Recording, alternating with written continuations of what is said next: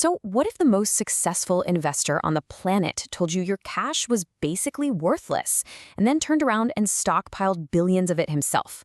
Well, that's the strange paradox of Warren Buffett we're looking at today. He's given this incredibly stark warning about the future of money, but his actions seem to tell a completely different story. In this explainer, we're going to unravel that mystery and, figure out his hidden strategy. I mean, it doesn't get much more blunt than that, right? This isn't some complicated Wall Street jargon. It's a straight-up warning from the Oracle of Omaha himself. He's saying that the cash in our wallets, in our bank accounts, is on a one-way trip to self-destruct. It's a pretty scary thought coming from the master of long-term wealth. But this is where things get really confusing. $350 billion. Just let that number sink in for a second. That's the mountain of cash and short-term government debt his company, Berkshire Hathaway, is currently sitting on. So, hold on a minute. Why would a guy who says currency is going to hell be holding one of the biggest piles of it in the entire world? It just feels like a massive contradiction. So, what's going on here? Is he a hypocrite, or is there some kind of master plan that we're not seeing? Our source material calls it a fiduciary escape plan, basically a strategy to do his duty and protect wealth from a system he thinks is failing. But to really get the escape plan, we first have to understand the danger that he sees on the horizon. Okay, so let's break down this warning. Why does Buffett believe our money is in so much trouble? What's he seeing? Well, this isn't some far-off future problem. It's happening as we speak. Just look at this chart. Since 2020, the US dollar has lost about 20% of its purchasing power. What that means is, for every $100 you had saved up back then, 20 of them have, vanished. In terms of what you could actually buy. The number didn't change, but its power sure did. And just think about how fast that is. A 20% drop in just a handful of years, that's not a slow leak. That's a gaping hole in the bucket. Every single dollar you have saved is losing its value faster than you probably even realize. This is the fire alarm that Buffett is trying to ring. Okay, so if cash is a melting asset, how do you actually protect your wealth? Well, the answer is in building a shield, what our source material calls a strategy for financial immortality. This shield is built from something called hard assets. Now, unlike currency, which, can be printed into oblivion, hard assets have real tangible value. They're limited. Think about things like productive businesses or a piece of land or essential stuff like oil and gold. You can't just double their supply with a few clicks on a computer at a central bank.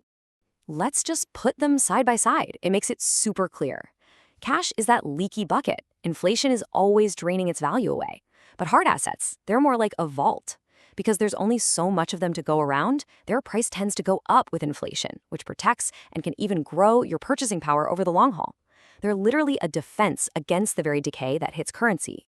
And that's exactly why the source calls this a strategy for immortality. A great company or a prime piece of real estate can keep generating value for generations, long after the currency it was purchased with has lost all its worth. It's all about owning things that actually last. Which brings us right back to that $350 billion question.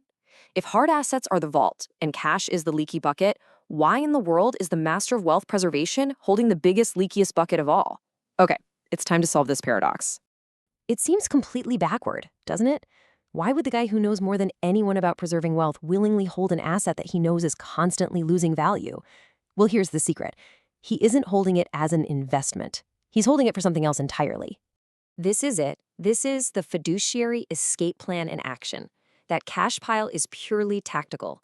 First, you preserve your capital. Then you wait. You wait patiently, sometimes for years, for the perfect storm. A market panic. When everybody else is freaking out and selling everything, that's when you strike.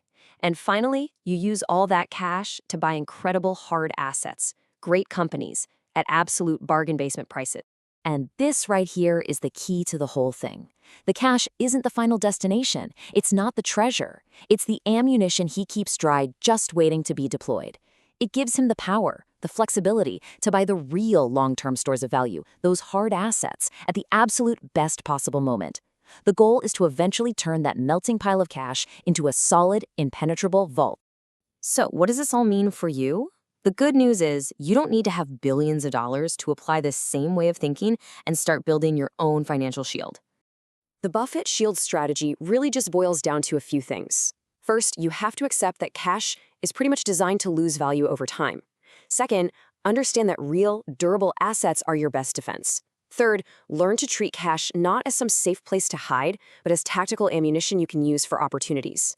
And finally, remember the ultimate goal is always to convert that decaying cash into solid assets that can truly last. And that really leaves us with one final crucial question to think about. When you look at your own finances, what do you see? Are you just holding a leaky bucket, crossing your fingers that it won't drain too fast? Or are you actively building a vault? Is your wealth truly built to last?